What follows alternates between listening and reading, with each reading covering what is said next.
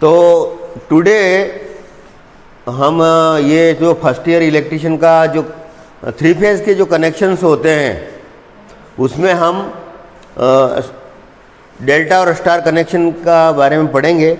तो delta connection जो ये बना रखे इसमें 3 कुंडलियाँ ए बी सी, ये वाली ए बी सी, इन कुंडलियों को एक त्रिभुज के आकृति में जोड़ा जाए और इसके 3 वर्टेक्स जो बनते हैं त्रिभुज के, वहाँ से अगर हम 3 फेज़ की सप्लाई दे आर वाई बी तो ये डेल्टा कनेक्शन कहलाता है। ये एक त्रिभुज कनेक्शन भी इसको हम कह सकते हैं, क्योंकि ये त्रिभुज की आकृति में हम इसको सिम्बलाइज करते हैं। तो ये डेल्टा कनेक्शन है। अब डेल्टा कनेक्शन का 3 फेज़ में होता है उपयोग, और ये बहुत ट्रांसफार्मर जो होता है आपका डिस्ट्रीब्यूशन ट्रांसफार्मर से जो आपके घरों में सप्लाई आती है 11,000 वाली वोल्टेज वाली प्राइमरी साइड में डेल्टा कनेक्शन होते हैं। तो ये खंभे के ऊपर आप गलियों में रोडों पे देखे होंगे कि 3 तार चलते हैं। ये 3-4 तार चलते हैं, वो ट्रांसफार्मर की प्राइमरी में जाते हैं। तो ये 11 केवी भी हो सकती है, 33 केवी भी हो सकती है, और वो 3 तार है, मतलब वो डेल्टा कनेक्शन वहाँ पर है ट्रांसफार्मर के अंदर। तो इस तरह से डिस्ट्रीब्यूशन ट्रांसफार्मर जो घरेलू सप्लाई वाला होता है वो 11 केवी / 440 वोल्ट होता है, 433 वोल्ट होता है जनरली, हम ये मानते हैं। तो उसके अंदर प्राइमरी के साइड में डेल्टा कनेक्शंस होते हैं, और सेकेंडरी के साइड में जो कनेक्शन होता है वो स्टार कनेक्शन होता है। उसके बारे में अभी मैं बताऊंगा।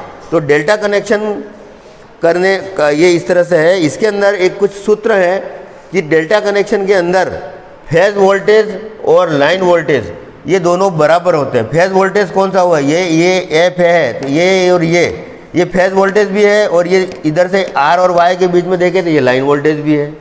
इसी तरह ये y और b के बीच, इस b के अंदर देखो ये और ये फेज़ वोल्टेज भी है, और इसके y और b के बीच में ये लाइन वोल्टेज भी है। इसी तरह c के अंदर भी वही स्थिति है कि r और b के बीच में ये लाइन वोल्टेज भी है और फेज़ वोल्टेज भी है। तो डेल्टा में फेज़ वोल्टेज लाइन वोल्टेज के बराबर होता है। दूसरा डेल्टा में ये होता है कि जो फेज़ के अंदर चलने वाली करंट वो लाइन करंट की 1/√3 होती है, यानी फेज़ करंट होती है, यानी फेज़ करंट कम होती है लाइन करंट से डेल्टा में। और अगर ये वज्र गुणा कर दें तो लाइन करंट बराबर √3 फेज़ करंट हो जाती है। तीसरी चीज़ होती है शक्ति।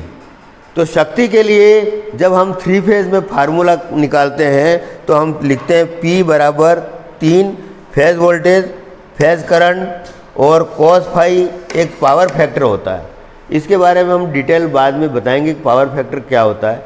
पावर फैक्टर जनरली किलोवाट और केवीए का अनुपात होता है, और पावर फैक्टर जो अधिकतम 1 होता है उसके बाद उसकी वैल्यू लैगिंग और मतलब लीडिंग में जा सकती है, और विपरीत कम में जाए तो लैगिंग में भी जा सकती है। तो ये पूरी एक स्टडी है, इसके बारे में हम बाद में कभी वीडियो बनाएंगे। ये cos फाई ये शक्ति गुणक है, हिंदी में शक्ति गुणक बोलते हैं। अब हम इसको फेज़ वोल्टेज 3 फेज़ का जो पावर का सूत्र है फेज़ वोल्टेज और फेज़ करंट के रूप में, तो ये P = 3 VP IP cos phi हो गया।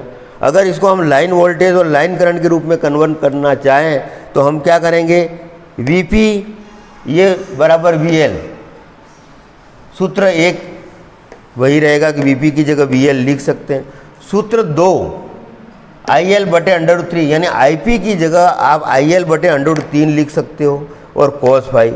अब ये 3 में √3 का भाग देंगे तो √3 रह जाएगा। इस तरह से लाइन वोल्टेज और लाइन करंट के रूप में 3 फेज़ का सूत्र √3 VL IL cos फाई, ये लाइन वोल्टेज और ये लाइन करंट होगी, और ये cos फाई ये शक्ति गुणक है।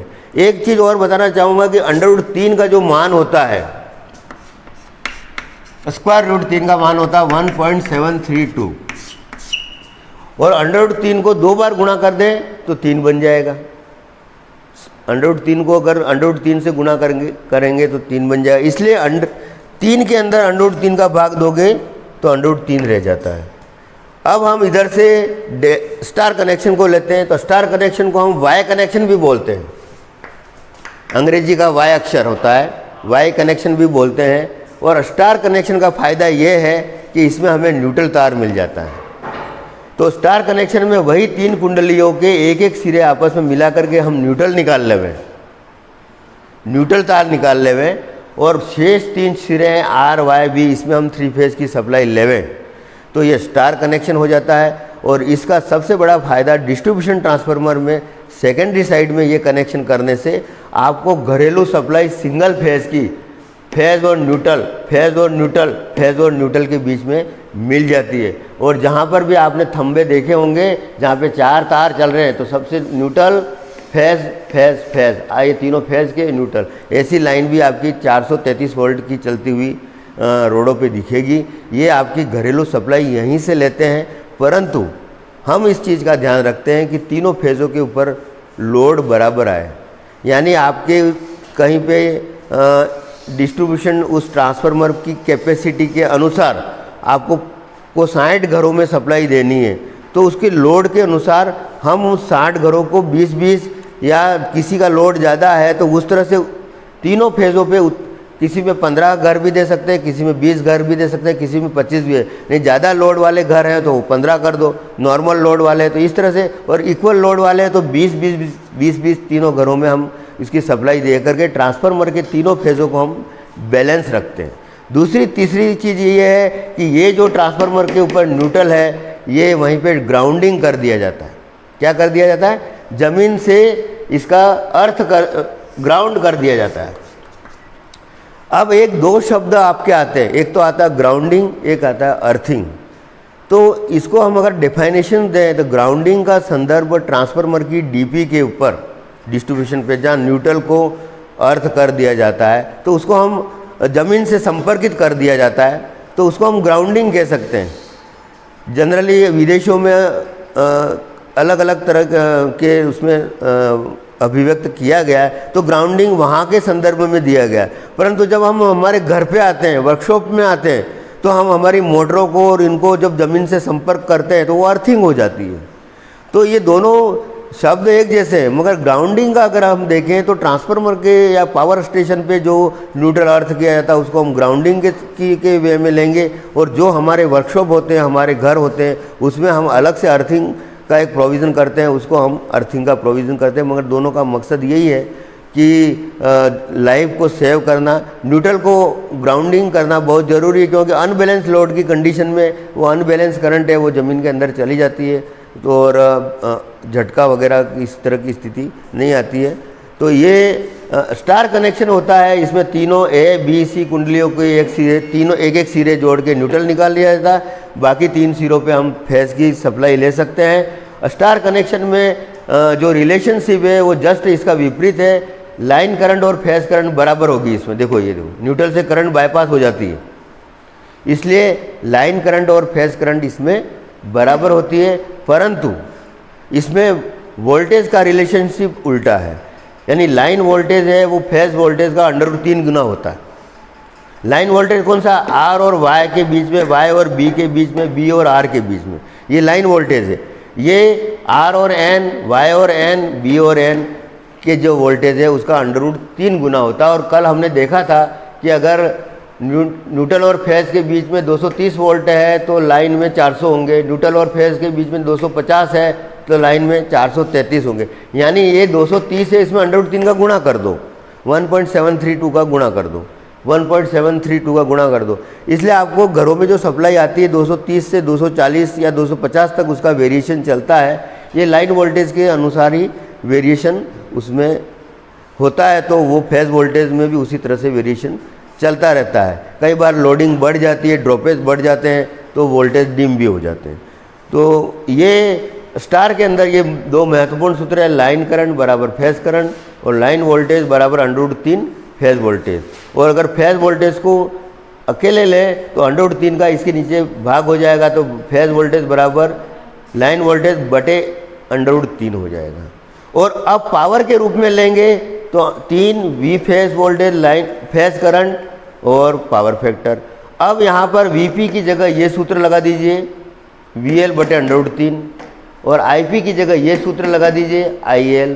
अब आइए √3 का इसमें भाग देंगे तो √3 ही बचेगा। ये लाइन वोल्टेज, लाइन करंट और cos फाई, यानी कहने का मतलब ये है कि डेल्टा कनेक्शन हो चाहे स्टार कनेक्शन हो, पावर का 3 फेज में सूत्र यही रहेगा √3 VL IL cos phi या 3 V phase I phase cos phi। तो ये हमने आपको इधर समझाने की ये जो कोशिश करी है। तो स्टार कनेक्शन क्या होता है और डेल्टा कनेक्शन क्या होता है, तो ये कहाँ उपयोग होते हैं ये भी बताया। इसके साथ आपके मोटरों के अंदर छोटी छोटी मोटरें होती है, 1 हॉर्स पावर से कम की जो मोटरें होती है उसमें सीधे स्टार कनेक्शन हो जाता है। परंतु जो चक्की की मोटर है 5 HP की, 7.5 HP की, उनमें हम सीधे कनेक्शन डेल्टा या स्टार नहीं कर सकते, उसमें हमें स्टार डेल्टा स्टार्टर लगाना पड़ता है। और उसको क्या करते हैं कि पहले हम मोटर को स्टार में चलाते हैं और उसी स्टार्टर के द्वारा ही फिर इसको हम डेल्टा में कन्वर्ट कर देते हैं। उससे क्या होता है कि लाइन की करंट है वो 1/3 कम हो जाती है। तो ये स्टार्टर की वहाँ ज़रूरत पड़ती है। आपका ड्यूअल स्टार्टर है वो सीधे ही मोटर को जोड़ देता है, छोटी छोटी मोटरों को सीधे ही जोड़ देता है। तो छोटी मोटरों में तो सीधे स्टार कनेक्शन हो जाते हैं और बड़ी मोटरों में स्टार्टर के द्वारा ही हम स्टार कनेक्शन और डेल्टा कनेक्शन करते हैं। पर जनरली मोटर जो शक्ति देती है वो रनिंग कंडीशन में डेल्टा कनेक्शन ही रहते हैं। तो ये स्टार और डेल्टा कनेक्शन जो आपके बारे में तुलनात्मक हमने विश्लेषण किया, डेल्टा कनेक्शन स्टार कनेक्शन, इसको त्रिभुज के रूप में है और ये अंग्रेजी के वाई अक्षर के रूप में है। ये 3 फेज के कनेक्शन है। मोस्टली ट्रांसफार्मर में ये कनेक्शन प्राइमरी और सेकेंडरी साइड में आवश्यकता अनुसार जैसी सिचुएशन है उस हिसाब से होते हैं। और मोटरों के अंदर 3 फेज की मोटरों में भी ये कनेक्शन होते हैं। आप इसका प्रैक्टिकल कर सकते हैं, यहाँ पर बल्ब लगा करके भी इसका प्रैक्टिकल कर सकते हैं। परंतु ध्यान ये देना है कि यहाँ जो बल्ब लगाओगे तो 2 बल्ब लगाने पड़ेंगे क्योंकि 400 वोल्ट है और एक ही वाटेज के बल्ब लगेंगे, ठीक है। और यहाँ बल्ब आप सिंगल लगा सकते हैं क्योंकि 230 वोल्ट है, ये भी 230 तो सीरीज़ में आ जाते हैं। परंतु सबका वाटेज एक जैसा रखोगे तो बैलेंस लोड कहलाएगा। दूसरी चीज़ ये कहना चाहूँगा, फेज करंट वो होती है जो फेज के अंदर चलती है, लाइन करंट वो होती है जो लाइन के अंदर चलती है। अब लाइन का मतलब और फेज का मतलब अगर इन दोनों में संदर्भ में हम देखें तो ये हो गया फेज करंट का लाइन, ये लाइन करंट का मार्ग हो गया। परंतु यहाँ देखें तो ये मार्ग यही होता है। अब फेज वोल्टेज कौन सा होता है, ये तो लाइन करंट और फेज करंट हो, मतलब फेज करंट लाइन करंट हो गया। अब लाइन वोल्टेज कौन सा होता है, 2 फेजों के मध्य वोल्टेज होता है वो लाइन वोल्टेज होता है, और फेज और न्यूट्रल के मध्य जो वोल्टेज होता है वो फेज वोल्टेज होता है। बैलेंस लोड किसे कहते हैं, जब तीनों फेजों के ऊपर बराबर लोड हो तो बैलेंस लोड कहलाता है। और जब तीनों फेजों पे अनइक्वल लोड है, बराबर लोड नहीं है, तो वो अनबैलेंस लोड कहलाता है। और उस स्थिति में स्टार कनेक्शन है तो आपके न्यूट्रल के अंदर करंट चलेगी। ये आप प्रैक्टिकली करके देख सकते हो। तो ये डेल्टा कनेक्शन और स्टार कनेक्शन के बारे में मैंने आपको ये समझाने की कोशिश करी। हमारे 3-4 ITU के लड़के भी यहाँ बैठे हुए हैं और लगभग सप्ताह नंबर 21 में कोर्स में, ये फर्स्ट ईयर और सेकेंड ईयर में दोनों में भी है, क्योंकि इसको समझे बगैर आगे आप मोटर के कनेक्शन भी नहीं कर सकते। डेल्टा कनेक्शन और स्टार कनेक्शन को समझे बगैर RACB में तो ट्रांसफार्मर में मोस्टली ये कनेक्शन ट्रांसफार्मर में होते हैं, तो इसको समझना बहुत आवश्यक है। तो आपको ये समझ में आया होगा और ये आपको समझने में मदद मिलेगी। धन्यवाद।